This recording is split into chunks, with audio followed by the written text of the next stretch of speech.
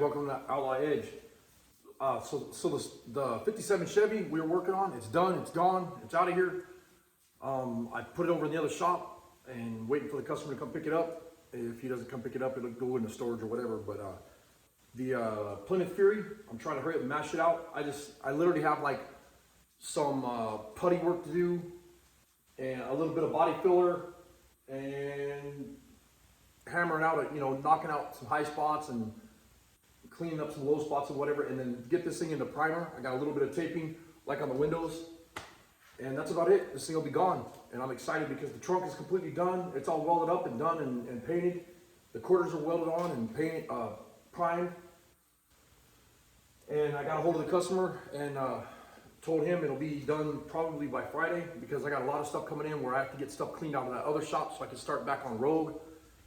And I got a new welding table coming, which is gonna be really exciting because I'm gonna use it for fabrication for building the new frame and stuff on another customer's truck.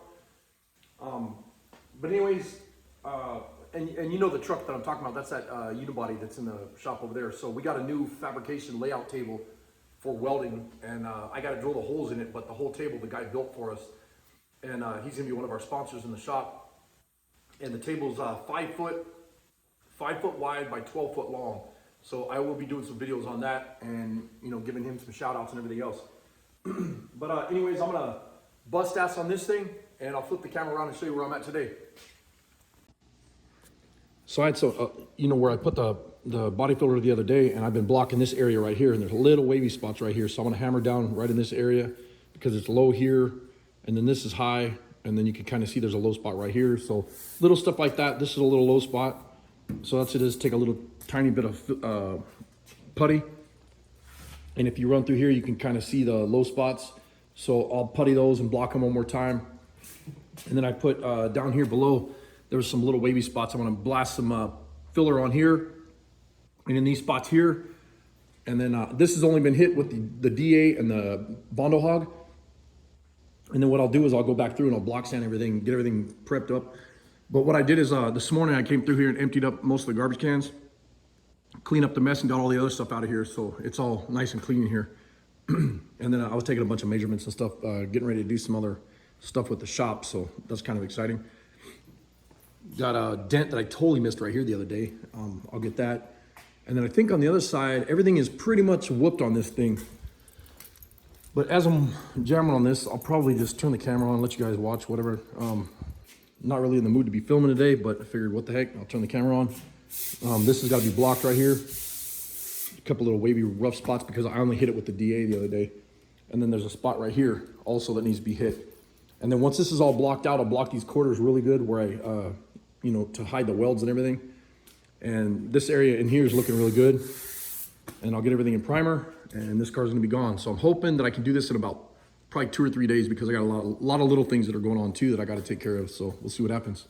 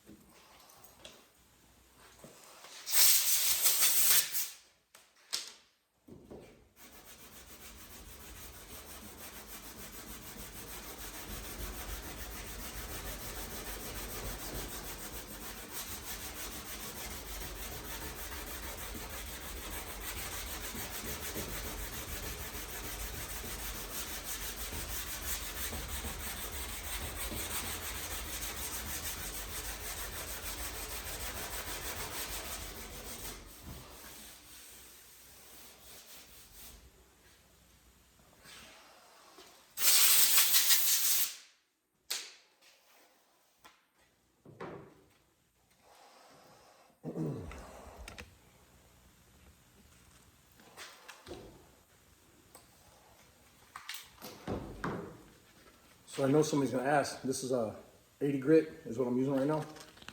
Get it nice and smooth, and I'm gonna go change my sandpaper now. Let me lift this deal up.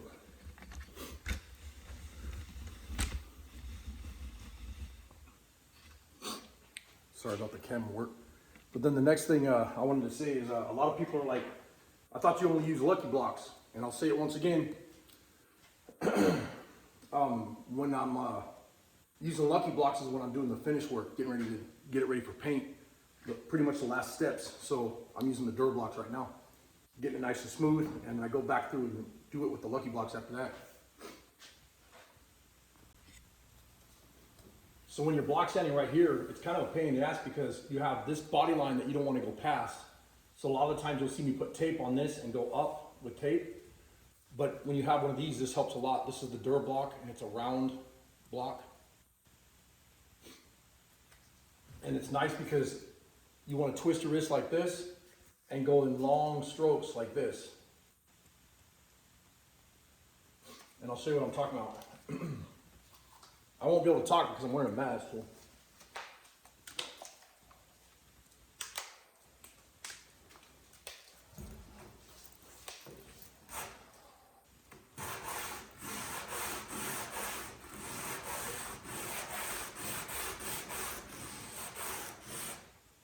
I'm just doing it slow so you can see what I'm talking about.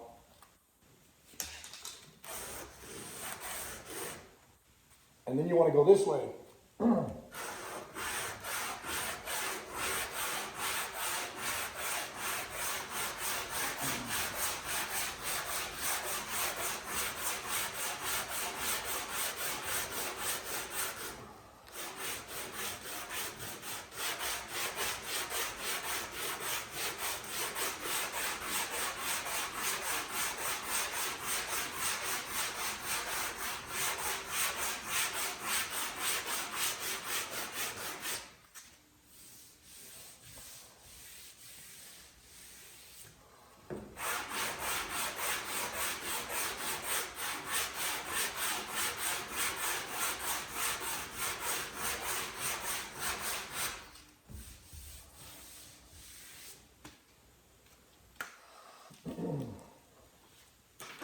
And by doing that, you're not running that round block up over the top of this line and cutting into this panel here, which when I'm block sanding, I'll divide where I'm block sanding. Like right here, if I go any more block sanding, I'll put a piece of tape on the next stage when I put primer on here, so that I'm hitting the tape and it's stopping. And then when I get everything perfect, I'll run through and wet sand everything or soft sand everything with like a 400 grit with a block. And then that way you're not cutting that edge off and going down to bare metal where, like on here, you would go down to bare metal if you just kept running right over the top of that panel on that edge. So by using the round block, it's a lot easier to get in these edges right here, because this one here, you keep cutting into this, but what's happening is leaving a line like that right there where it's not hitting because it's a square block, it can't fit up in there. And then this being a round transition like that is perfect for these round blocks like this. And the other trick is you could take a piece of radiator hose or heater hose off of a car, or a 3/8 inch fuel line, or a 1/4 inch or 5/16 fuel line. And you want to make sure it's clean, obviously, new, but you wrap a piece of sandpaper around that, and then it'll follow that transition or that panel nice and smooth all the way up to the top. And like I said, you just want to stop at that body line. Anyways, I hope that helps.